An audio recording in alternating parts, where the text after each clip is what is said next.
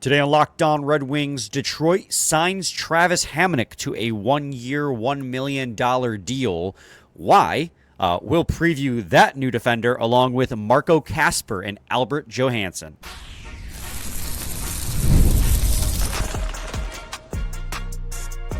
You're Locked On Red Wings, your daily podcast on the Detroit Red Wings. Part of the Locked On Podcast Network, your team every day.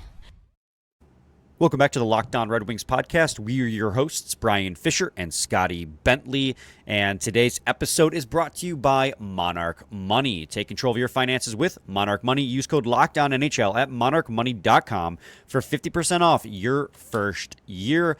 And Scotty, the big move we were all waiting for this offseason finally happened on Friday. The Detroit Red Wings went out and acquired Travis Hamonic, who turned 35 the very next day. Big right shot defenseman. I feel like I didn't do a very good job of layering in the sarcasm when I said that.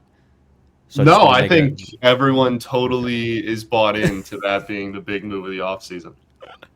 So, yeah, I mean, we talked about it. We were like, we're not going to spend a whole episode talking about Travis Hamonic. We're doing player previews anyway, so why don't we talk about the acquisition of Travis Hamonic as well as what we expect of him in the upcoming year in one bundled segment. So, Scotty, first, why don't we talk about the acquisition of Hamonic itself and why? Well, that is a great question. I will say it's not a bad question to start off with here. Yeah, so it's funny. He just his birthday was this weekend, was it not? Literally the day after they signed him. It was Saturday. Yeah. So, I mean, I think that this is really just to have another right shot defenseman kind of in line. We've talked a lot about the blue line this summer and how kind of disappointing the offseason was in terms of improving it. I'm not sure this really counts as like a huge improvement to your blue line. I think it is just really simply throwing another hat in the ring when it comes to defensemen from the right side. Yeah, I literally think that's all it is. Like, here we go. In a vacuum, the signing, it hurts nothing. Like, you added another guy in the mix to compete for your bottom pair spot at training camp. If Travis Hamonic is as bad as people say he is, and Sens fans are adamant he is very bad, and if he, doesn't perform well there, then you just can bury him in the minors and get entirety of that $1 million off your cap. Because you get up to $1.15 million cap relief on NHL players when you waive them and send them to the minors. So his entire contract would be off the books. On top of that, the Grand Rapids defensive depth is pretty thin after recent graduations and departures. So in theory, if he can't make it on the NHL roster, he would be fantastic depth to add for the Grand Rapids Griffins to help mentor guys like ASP, Tuomisto, Wallinder. Sure. So there is value there, but it's more for the AHL than it is for the NHL. I mean, you think about what's the upside of Travis Hamonic at 35 years old? He throws a lot of hits, about 75 hits last year. He blocks shots. He's a big body. He's a right shot. So you think, okay, this guy can compete for a third pair spot. He is not a top 4 minute muncher anymore. He was in his prime in 2016. This would have been a fantastic acquisition. But it's not 2016 anymore. This is 35-year-old Travis Hamonic. There were some talented Islanders teams, man. I know. But, yeah, I mean, I'm not bothered by it. Like, the Red Wings had $12 million in cap space. It's another guy who's going to compete for a roster spot with Justin Holl and JBD. But I'm not wowed by it either. I'm like, did we really need another guy to compete for the third pair? We now have 4 players off the top of my head who are competing for third pair minutes on this roster. It is now Eric Gustafsson, Justin Holl, Bernard Docker, and Travis Hamonic. That is a insane. Murderer's row. That is. Right. I mean, that is just, honestly, that's like borderline an all-star team, in the Obama administration. Well, JBD wasn't in the league in the Obama administration, but I see your point. Yeah, I guess I was kind of making a generalized statement, but yeah, sure. Yeah. That's You're making a joke about how we too far back too. Yeah, but regardless, maybe Trump's first term. How about right, that? Right. I was being overly dramatic on purpose there for sure. But yeah, no, I mean, this is I don't know, man. Like, sure, again, it doesn't hurt anything. The team I'm not upset by it. Right, the team isn't worse off. This isn't like some dooming, like, awful decision by the front office. It's just like, yeah, if he ends up playing legitimate third pair minutes, then it's a successful move in mid-August. And if he doesn't, then it doesn't really hurt anything. But this does not change my opinion of this blue line either. That's all. Right. It does not move the needle. It's extra competition for training camp.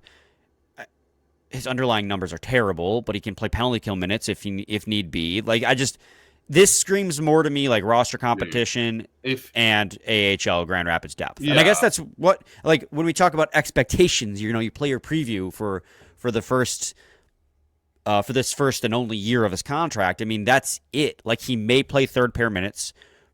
It's either or he's going to be in the press box or he's going to be in Grand Rapids.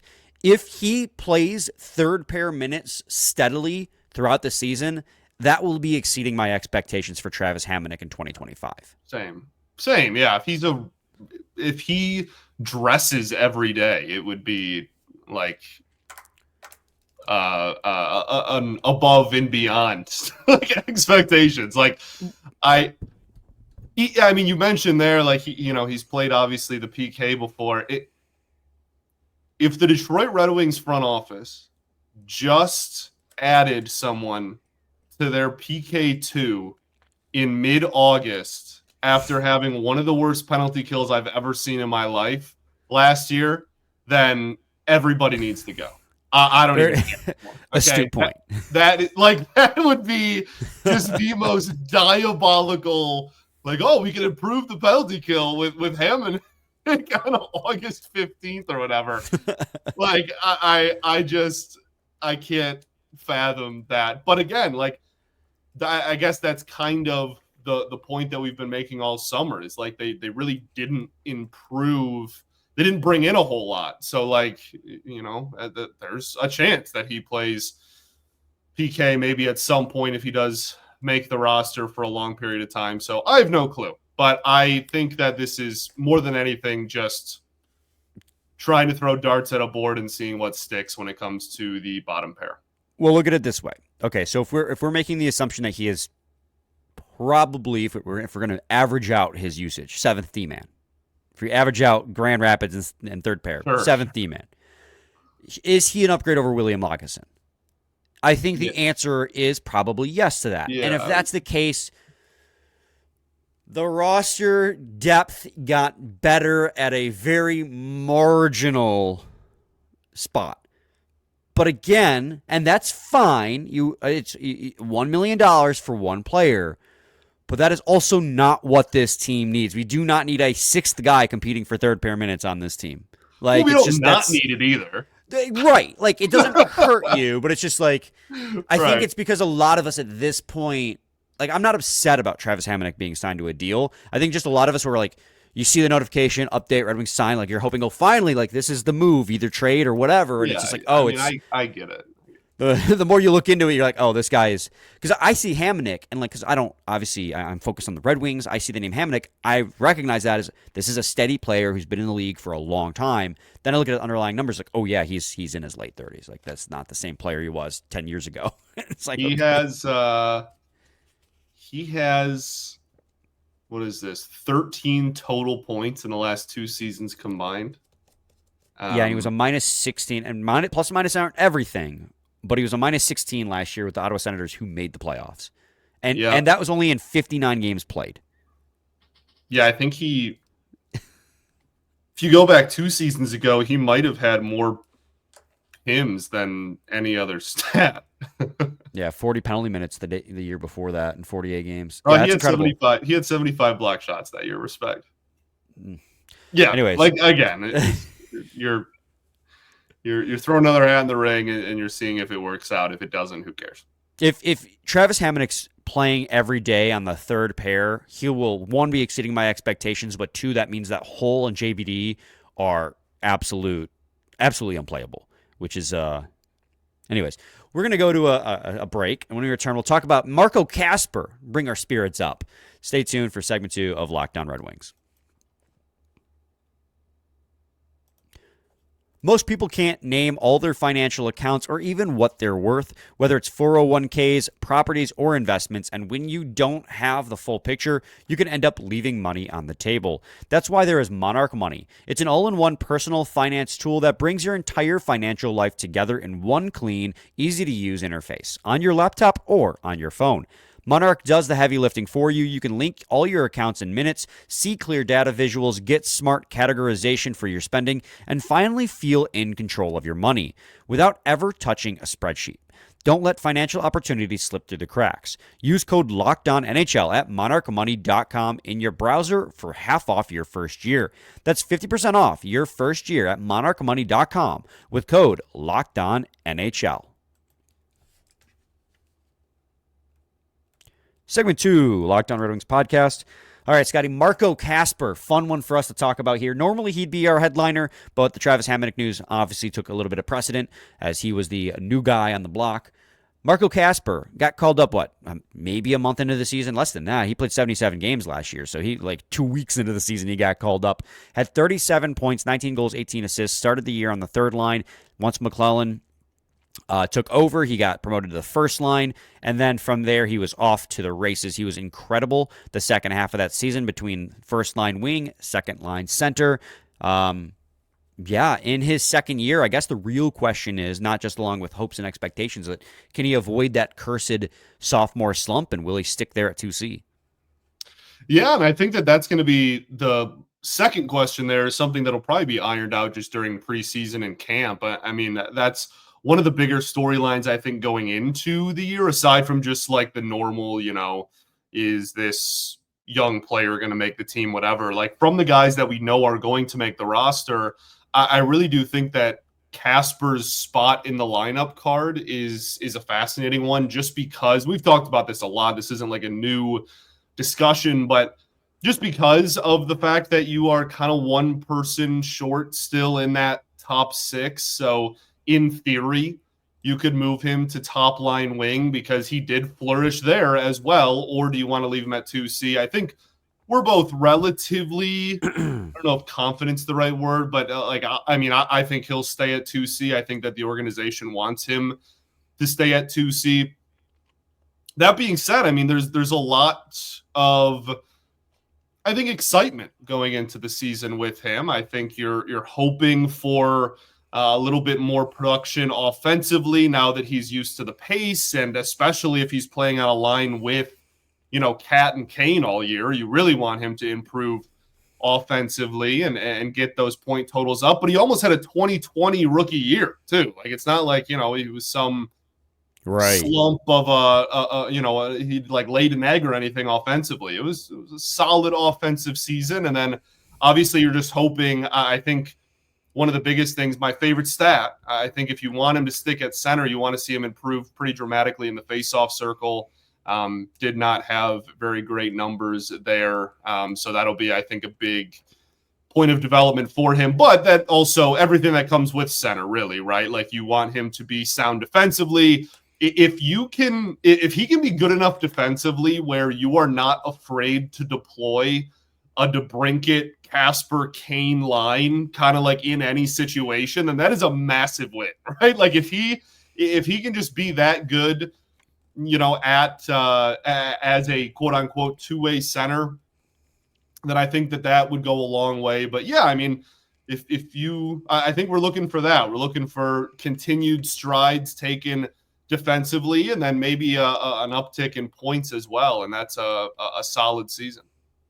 Yeah, I mean, this is a guy who, and we're talking about, when we talk about the sophomore slump, this is a guy I'm not overly concerned will have a sophomore slump, mainly because of the fact that it's the style of game that he plays that encourages me that won't happen. Like, you would think guys who play more of a skill-based game, right? We saw Lucas Raymond have a sophomore slump because he plays a more skill-based game. Other teams adjusted to him. He had to come back and get stronger to be able to play at that style.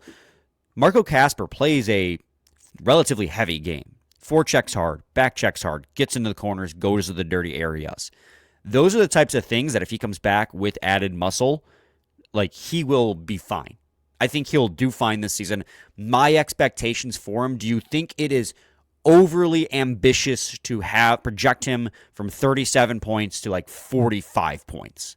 That would give him like 20 goals, 25 assists. I think if he can float around half a point a game and be again, like, sound defensively and improve in the faceoff circle, I guess that's like a lot of things I just listed, but like, those are really, if he can take strides forward and just keep the momentum going forward in all of those areas, then that's a big win for sure.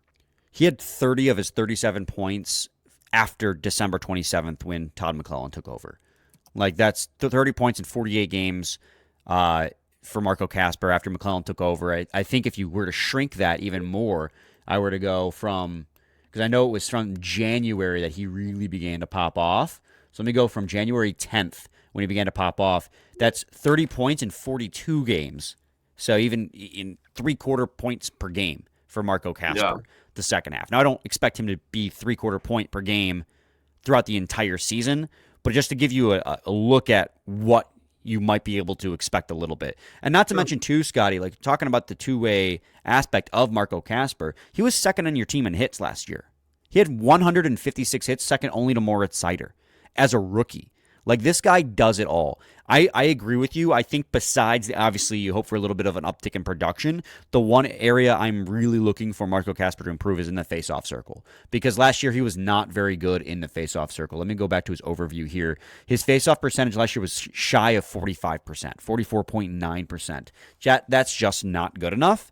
But it was his rookie season. He's going to hopefully come back stronger. You know, I've practiced that. If he can get to 50%, hell, even 48%. That's a massive improvement, and at least it doesn't make him a liability in the faceoff circle. That was the only area where he just genuinely was not very good, was in the faceoff circle.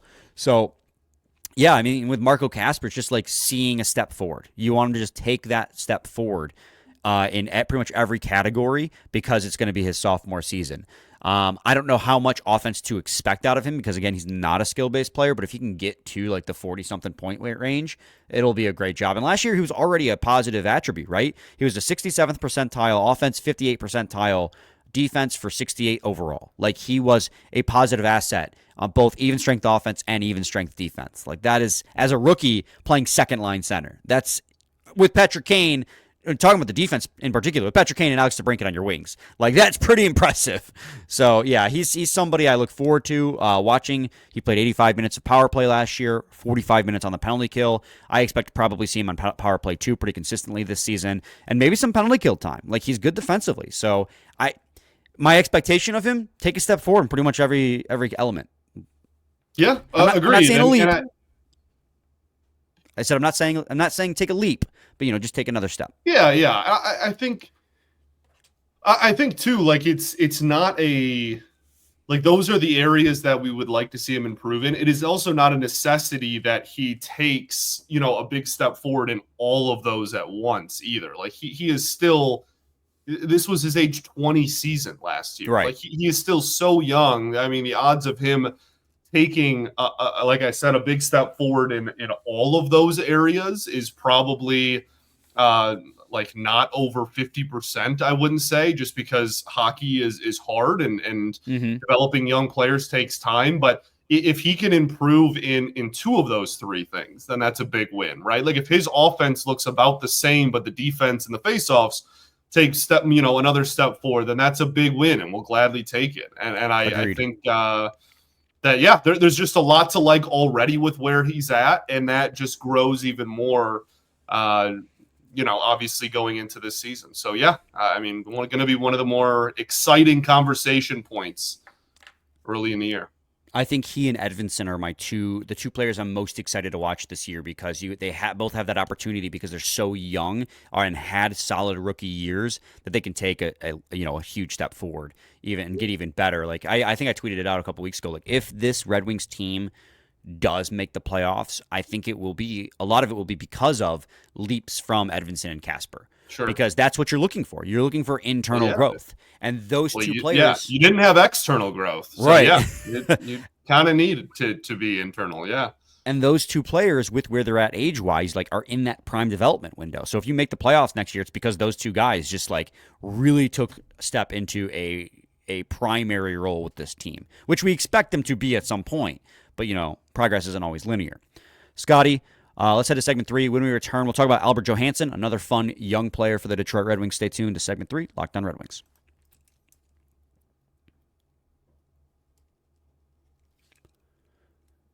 Albert Johansson was another exciting rookie for the Detroit Red Wings last year. A little bit older than some of the other rookies. He was, 22, 23 last season. 23. He's 24 now. And he had 9 points in 61 games played, had the filthiest goal the Red Wings scored all season long as one of his 3 against the Vegas Golden Knights, was thrust into a second pair role, primarily because all the other options were not playing up to par, but also he had tremendous chemistry with Simon Edvinson from their Grand Rapids days, and for a long while, they looked good together. But I think the long season eventually wore on both of them. And Albert Johansson by the end of the season was, and I will say, looking admittedly rough. That doesn't mean that I don't think he'll be good. It just means that it was his rookie year, and the NHL season is hard, especially when you're playing second pair minutes. So when it comes to your expectations for Albert Johansson coming into year 2, what are you hoping to see? Honestly, anything more of like a big step forward would be awesome, but I don't need it. Like if he can just solidify himself as a second pair defenseman in the NHL, that is such a big win for this organization and for a blue line that desperately needs some stability on it. If he can just be a guy that at the end of 82 games, we look back and we go, wow, like he was I don't want to say like average because that's almost demeaning, but like he produced the amount that you want out of a second pair defenseman in the NHL for a good hockey team. If he can just be that, I'm thrilled. I don't need him to, take this giant leap forward and be, a guy that is whatever, like rivaling top pair minutes or, he needs to improve on this and this and this so that he can be, reach his like true ceiling or whatever, like we talk about with some other guys, like we just talked about with Kasper even. That's not really how I view Aljo. I think he already kind of proved that, like he already exceeded expectations in his first full season last year. And so him just being a solidified, again, like top 4 defenseman in the NHL is just a massive win if he can just be that. Yeah, and so... the expectation should be that he can play a second pair defensive role all season long and hopefully not feel that fatigue by the end of the season. Sure. But I also, it's not just, the expectation is kind of forced upon him because if it's not Albert Johansson, your other options get scary. And so you need, like, it's not even like on an individual, but like the team really needs Albert Johansson to be a second pair defenseman for this to work. And because Justin Holl can't play second pair D. JBD I don't think can play second pair D. Travis Hamonic we just talked about in segment 1 how he's like borderline replacement level at this point. You have very limited options and can play that role, and so it's a little unfair to expect him to play the second pair role, but you need him to. So it's like kind of putting, in my opinion, I think we're putting more expectations upon him than we maybe should, because long-term outlook, I think he is a third pair defenseman and a really damn good one, but he is your best option on the second pair right now. Right. Last year, the underlying numbers for Albert Johansson weren't great. They weren't terrible. They were kind of just all right. But his pair, expected goals-wise, was second worst in the team with Edvinson by the end of the season. 46.5% expected goals percentage. Not great. Only one worse is Sherratt and Petrie at 41%. And that was our second pair. So there. Yeah. Edvinsson, Johansson, an upgrade over Sherratt and Petrie, but it still would be, going into the season, by expected goals, your worst pair with the added, what's the word I'm looking for? Addendum, with the addendum that they play very difficult minutes. They're playing a lot of minutes earlier than they probably should. So I expect those numbers to improve as we get another year older for Edvinsson and Albert Johansson. They both are going to develop a little bit better, get a little bit stronger. Albert Johansson has a lot of things that I like, which is his ability to move the puck, his vision, his passing. He's great at moving the puck up ice, which is what this team desperately needs. I just need to see him get a little bit, he and Edvinsson both, as a pair, as individuals, get a little bit harder to play against in the defensive zone. I think at times last year they were getting moved a little bit too easy and kind of letting guys get away with stuff in front of the net. I need to see them really hunker down in the net front and win those puck battles in the corners. Those are the two things I think I need to see the most. But yeah, Albert Johansson has to be a second pair defenseman. It's maybe a little unfair to expect that much out of him, but right now we're kind of thrusting that expectation upon him. I feel like the point you made is a good one where, if this team is competing for a cup in the next 5 years, it is most likely with Aljo as a third pair guy. But I still think that, maybe that just narrows the scope of what we want to see from him going forward. Like if he can kind of take maybe small step forwards and be more of, like I was saying, a more solidified second pair guy, then that's great. And if not, then it just reaffirms our beliefs already, which is that he's, when this team is at its best going forward with this core, he's probably on the third pair. But exceeded expectations last year, is going into his second full season. Him and Edvinsson played together in Grand Rapids as well. Like, hopefully there's something to build upon there. But I guess to your point, this is almost more of a conversation about the lineup card than it is about Aljo. Right. Even like, if he struggles mightily and isn't a second pair defenseman, this blue line is toast, dude. Yeah. Like charred. You smell something burning and your fire alarm goes off. Toast. Like it's not good if he can't solidify a spot there. So yeah, we hope. But he's still 24, which means he could still take a step forward. Yeah, I think he'll be fine. Like I don't say that to say that I'm expecting him to take a step back or to not be very good or whatever. But I expect him to be somewhat similar-ish, like a below-average second pair guy, and that's just more consistent. Is what it is. Yeah. I think what you said there is perfect. I think he'll be fine. We need him to be fine. Right. Who am I trying to convince? But I actually love Albert Johansson. I know this came off as a pessimistic read on the situation with him. I'm just trying to be real. I'm trying to be realistic about what I see from him too. I really like what he brings. I just realistically, that's just how I feel. Scotty, any final thoughts? We ball. We do ball. We'll be back with a new episode on Wednesday. Stay tuned for that. Same time, same place. It's your team every day. Every day.